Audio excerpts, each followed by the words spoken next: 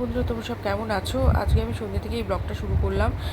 তো আমি সুদীপটা চলে এসেছি সুদীপ ব্লগস থেকে। তোমাদের সবাইকে ওয়েলকাম করছি আমার এই নতুন ব্লগে।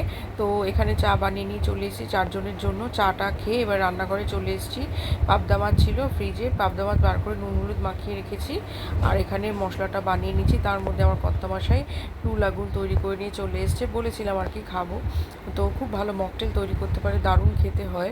বিভিন্ন রকমের মকটেল আর কি, মজিটো, ব্লু লাগুন, ওয়াটারমেলনের আর কি মকটেল দারুণ দারুণ বানায়। তো এখানে দেখো পাবদা মাছগুলো ভেজে নিচ্ছি। রান্নাবান্না তো করতেই হবে।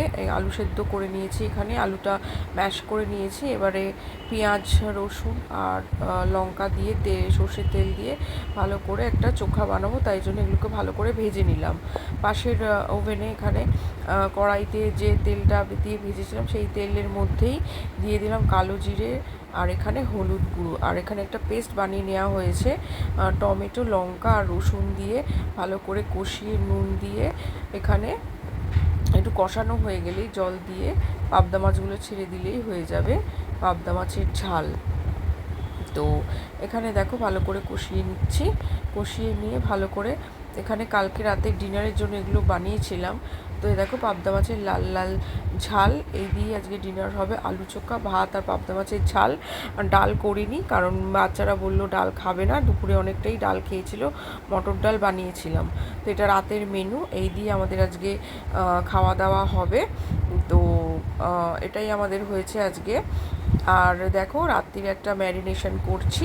এখানে টক দই নিয়ে নিয়েছি, হলুদ গুঁড়ো, লঙ্কার গুঁড়ো, কাশ্মীরি লঙ্কার গুঁড়োও আছে, এখানে ধনে গুঁড়ো, এখানে আছে জিঞ্জার গার্লিক আর গ্রিন চিলি দিয়ে একটা পেস্ট বানিয়েছি। সর্ষের তেল অ্যাড করে দিলাম, টক দই, স্বাদ অনুযায়ী নুন। ভালো করে এটা হালকা হাতে মিক্সিং করতে হবে, কারণ পরের দিন সকালের জন্য চিকেন আর কি এখানে ভালো করে মানে মিশিয়ে ম্যারিনেট করবো। ওভারনাইট রেখে দেবো ফ্রিজে, ভালো করে যাতে মশলাটা বসে। পরের দিন সকালের জন্য সকালে রান্না করব, গ্রিল করব আর কি। ড্রাই চিকেন খাবে বলেছে, সেই জন্য ভাবলাম এটাই বেস্ট অপশান। আর বড় বড় চিকেনের পিসগুলোও ছিল, এনেছিল আর কি আমার হাজব্যান্ড, যে এটা বানাবো বলেই এনেছিল। তো এখানে দেখো সব ভালো করে মানে ম্যারিনেট করার জন্য ভালো করে মশলাগুলো চিকেনের গায়ে মাখিয়ে নিচ্ছি, দিয়ে এবার সারা রাত্রি রেখে দেবো ফ্রিজে।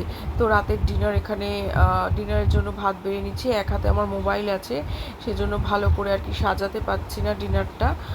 ভাতগুলোকে ভালো করে না হলে সুন্দর করে সাজিয়ে দিই। তো ডান হাত দিয়ে আর কি সার্ভ করছি, আর বাঁ হাতে তো মোবাইল আছে। তো আমার না ভিডিও করে দেওয়ার কেউ থাকে না, তো আমাকে নিজেই করতে হয় পুরোটা, তাই জন্য একটুখানি ভিডিওগুলো এরকমই হয়। তো যাই হোক, কিছু মনে করো না, একটুখানি ইগনোর করো। তো এই দেখো এখানে ভাত বেড়ে নিচ্ছি আর কি ডিনারের জন্য। তো আজকে আমাদের এটা দিয়ে ডিনার হয়ে যাবে।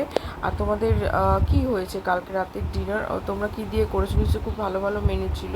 তো চলো, টাটা, বাই।